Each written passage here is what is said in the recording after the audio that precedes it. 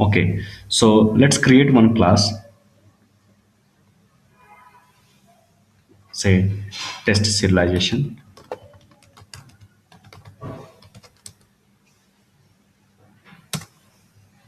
Okay, so the class which I want to serialize, that I'm going to create a employee class, and that class I will serialized. Okay, so I will create one class called employee serial.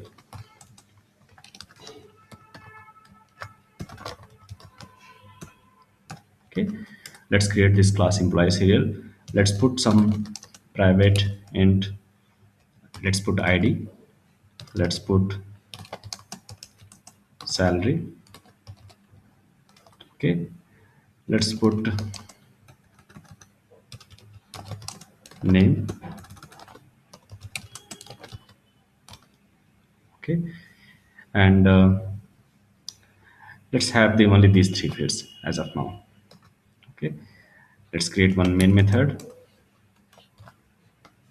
Okay, and this class employee serial class, let's create setter and getters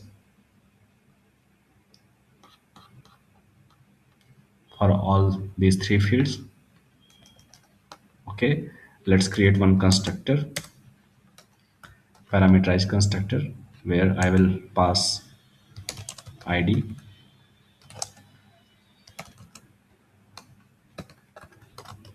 name, and salary.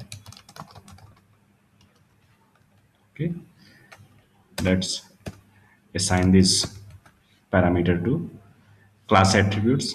So I will say this dot id equal to id, this dot name is equal to name, and this dot salary equal to salary. Fine. Now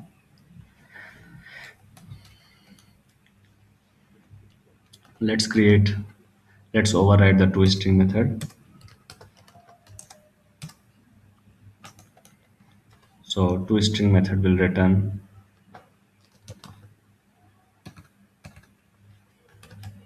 id, id say this dot id plus name, this dot name plus salary, that is this dot salary. Okay, so let's create one class, let's create one object of this class. So say employee serial, say employee is equal to new employee serial. I'm passing id as 1, name as Shiv, and say salary is 1000. Okay, let's print it.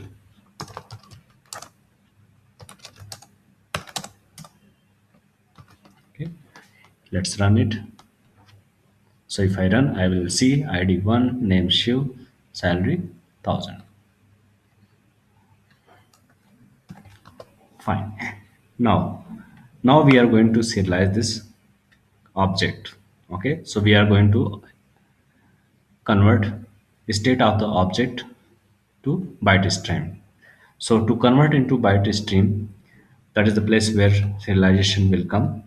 Okay, so to serialize this class, let's implement this class with serializable. Okay, serializable is interface which is marker interface. That means it doesn't have any methods, so it is not, it will not force you to override any method. Okay, so now I'm going to write this object to one file system.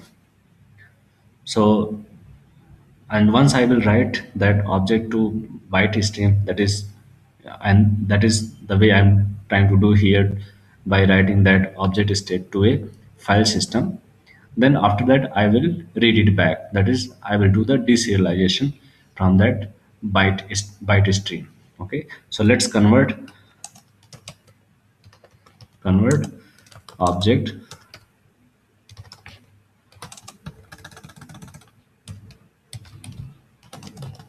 state to byte stream. Okay, so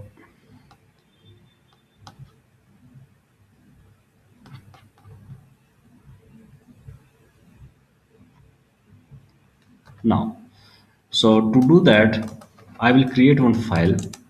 File is equal to new file. I will tell you files in detail in next session. So here I am creating a file, something called test serialization dot. You can give any file name. Okay. So don't try to put more effort to understand about file. I will give you very much detail about that. So for now, just understand there is I'm creating one file, and I will serialize my object state to this file. Okay, in form of byte stream. So to do that, what I need to do, I need to persist this object to file. That means I need to write this object to a file. For writing this file, as I mentioned in the PPT, that we need output object output stream. That is to write the object to the stream. Okay, so here I have already written some class. I have created one utility class that will write the object and that will read the object. When I'm writing the object, I will pass that file and I will pass that object which I want to write it. So this object will um, be stored into that file. Okay, so this method will perform all those operation. So no need to worry about this detail about this file. Just understand that this method is just writing the object into that file. Same type, this method read object is reading that object, reading the file and converting the detail of that file into object.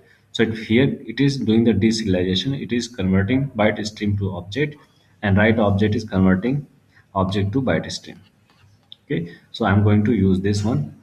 Say utility dot write object, where I'm passing this file, and object is nothing but here my employee object. Okay, this writing the object, it is throwing some exceptions. So I will throws all those exceptions from this main method also. So these are checked exceptions. Okay, once my, let's run it first, then we will see that file has been created and what is the content of that file. So let's run it. So let's see that where file has been created. Refreshing this one, and then we can see some test serialization.ser. This is a file which has been created, and if you look this file as if you closely look at this file, it seems very much unreadable file. Okay, you cannot make very much you cannot make out very much from this file. So this is, I have persisted, I have converted object state to byte stream into this file. Now this is called serialization.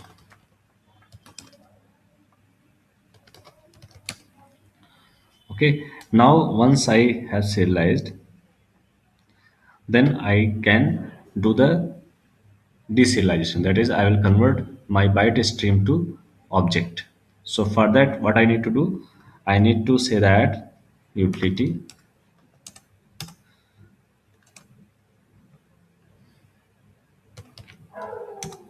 dot because that method is static, so I will call read object,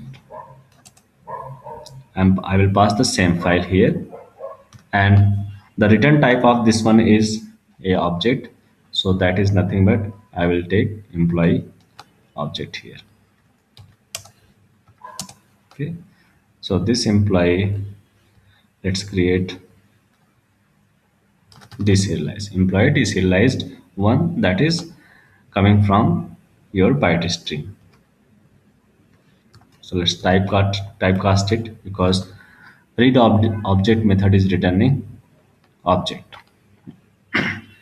Now let's try to print it. Employee deserialized one.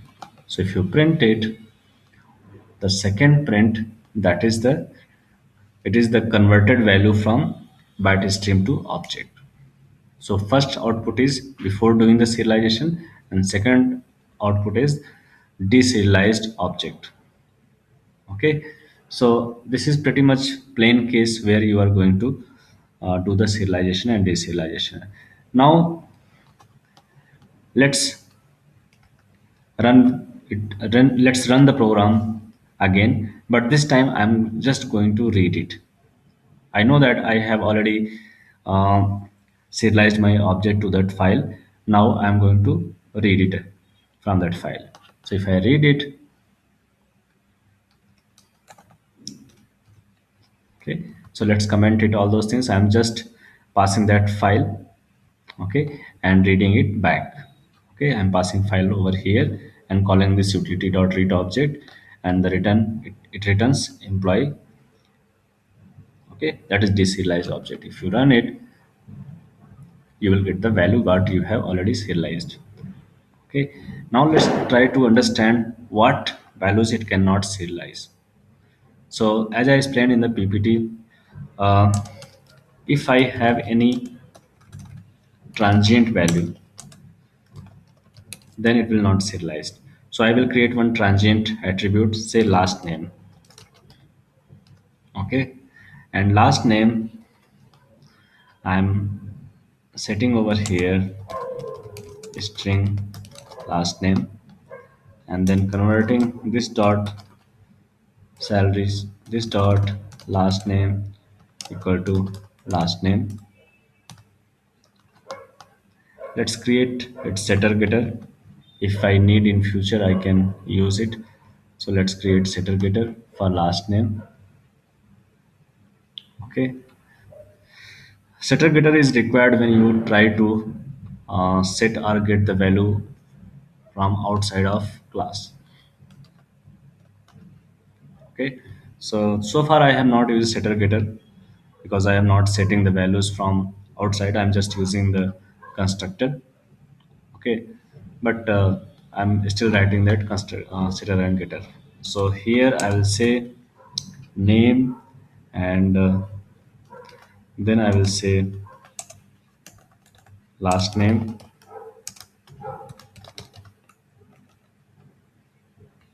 this dot last name plus salary. Okay, so I have modified my to string. Now I have modified the object which I had already serialized. So now my signature, the signature of my class has been changed. I have added something. Okay, so if I try to read the existing or serialized object, then I should not be able to deserialize, because I have changed the signature of my class. My class state is not same as earlier when I did the serialization last time. Now it has been modified. So I'm just, if I just try to do the deserialization, I should not be able to. Let's do that. So here I will get one exception. What exception says is, it says that invalid class exception. So now this class is not valid. So to deserialize whatever class I have used to serialized, now while doing the deserialization, that class is not valid. It is not the same class which I used for serialization. Okay, so to what, how can I avoid this? I have to do the serialization again. So I will do the serialization again. I will write that object again. So here I will pass the last name, Shiv Tiwari. Now if I do, I can, this is the before serialization and this is the after deserialization. Okay, so now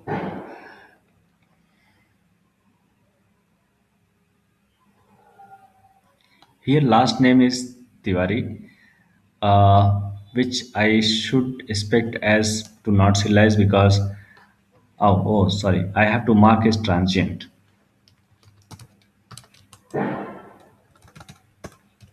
That is the whole purpose of showing this example. So if I do that, I'm going to serialize it again. And once I do the deserialization, I here the value of last name is coming null. Let's print it in better way. Let's say that last name. So here you will see last name is coming null. Okay. Okay.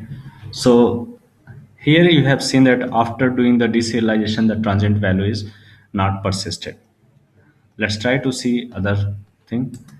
If I have some private static string, say company, is equal to say company say xyz.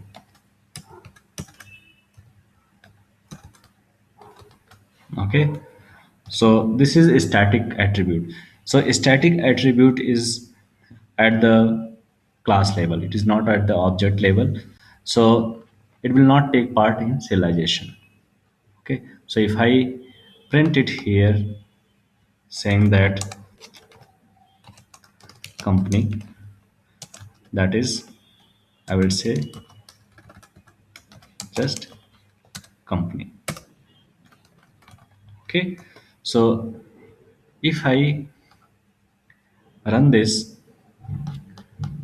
let's see what happens. So here before serialization, when I print, the company is coming xyz, and after doing deserialization it is coming xyz. So here you might be wondering why this value is coming if it is not taking part in uh, serialization. So serialization happens at the object level, but the static value is that is available at class level. So the scope of that static value is at class level.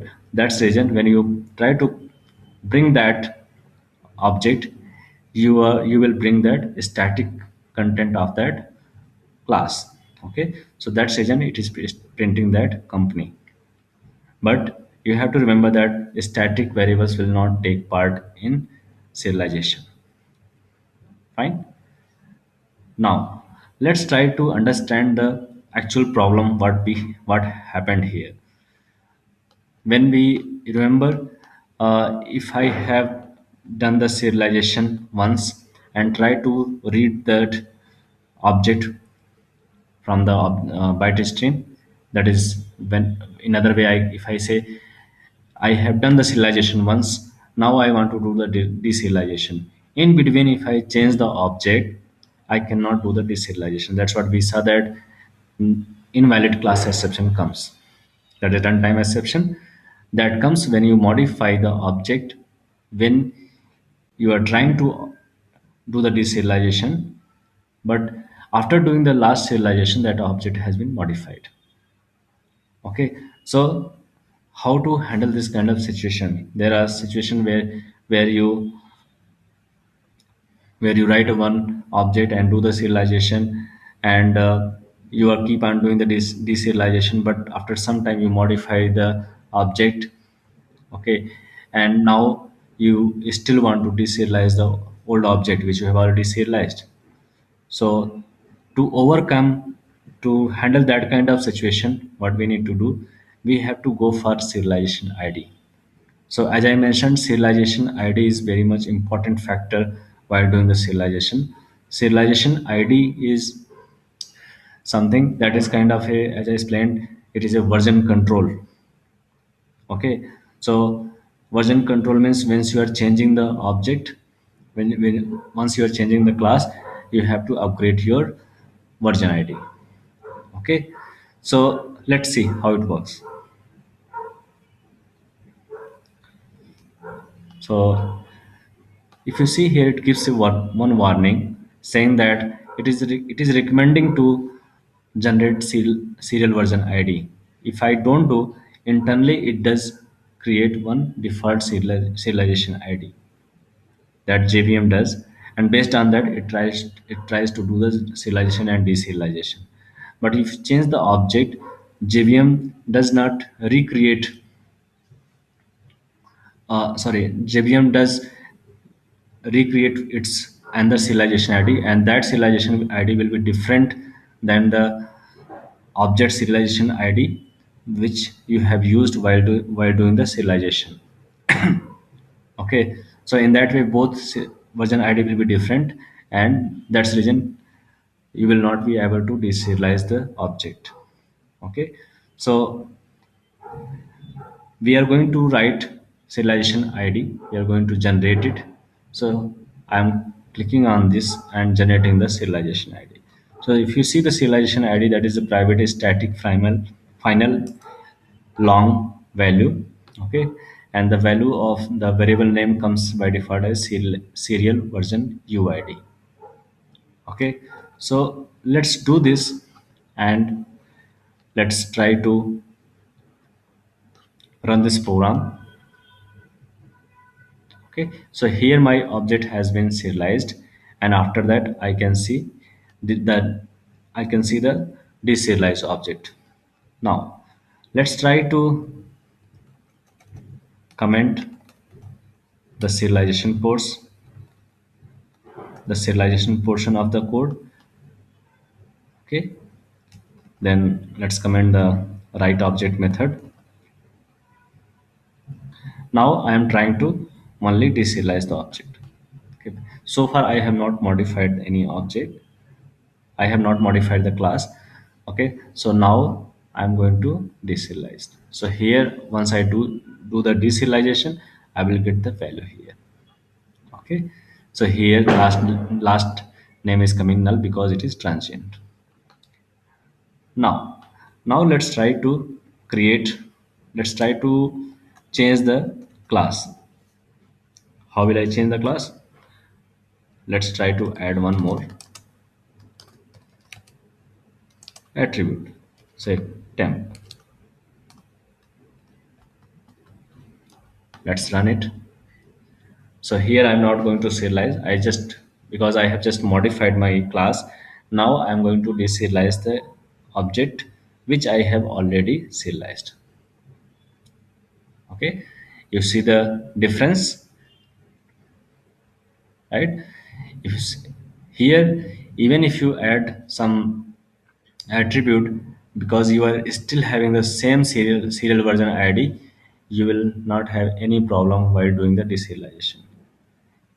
While changing this class, if you change, like I will modify my serial version id, then if you run this program, you will get the problem that it is invalid class because you have modified the serialization id. Okay, so I'm not going to modify serialization id, I'm just going to modify the class. So here I have added temp, it's just a new attribute. Okay, so what will happen, the deserialization will not be, there will be no problem while doing the deserialization will happen smoothly. Okay, so let's try to do the another modification.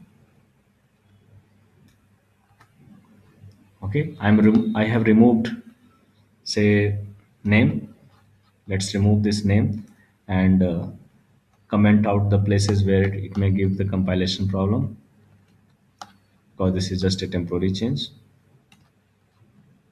Then I say remove this one also.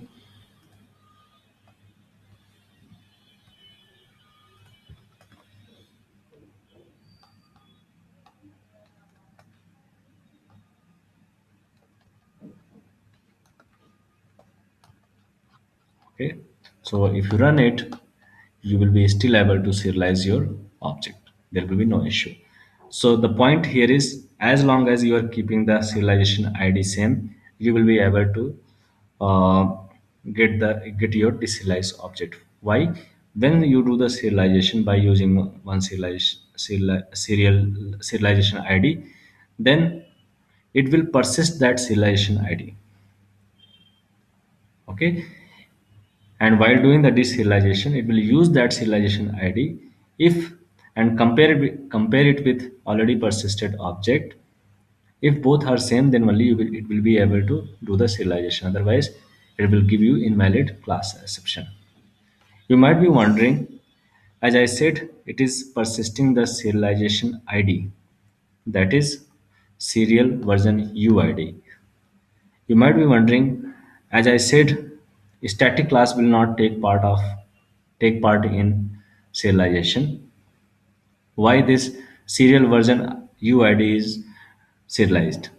The answer of this question is, this is pretty much exceptional case in case of serialization. Only serial version UID will be serialized, not any other static member. So this is, you have to understand, this is just a exceptional case. In case of serialization, serial serial version ID, okay, that you can, that will be serialized. Okay, that is controlled by JVM. Any other static member will not be serialized. Okay, so as I mentioned, these kind of changes are called compatible changes.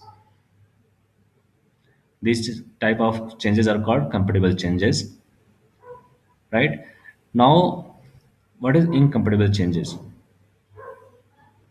So incompatible changes is something like that. You have serialization ID, you have not modified some the serialization ID, but you have changed some structure of the class.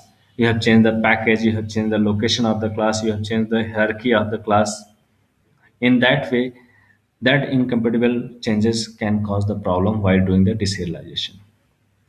Okay, that portion I'm not going to show it here. Okay, that you can try out on your own, how you can find out how it can give the problem. Okay, so i'm I'm moving to the next case where you have some member class. So if you have, suppose this here, this employee serial class has a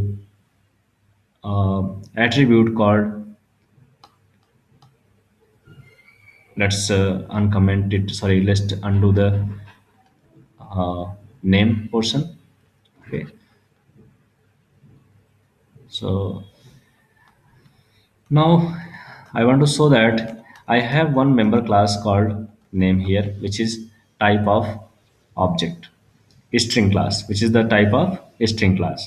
So if you have, if your attribute is of any class like here string, and you are trying to do the deserialization, so that member class should be serializable. So otherwise, that member class, that member attribute will not be serialized. Okay, what I mean to say that here int id and salary, those are primitive type, but name is of type of string. So, and we saw that string, this name is serialized. Why this name is serialized? Because the type of this name attribute is a string, and string is serializable.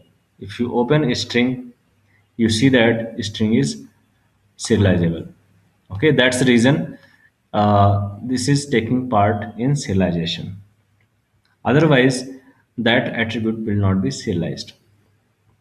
Okay, so suppose in your test, sorry, in this class, if you have some class called department and try to do the serialization, try to do the serialization for the employee, and you want department should also be serialized, then you have to make department as serializable. Okay.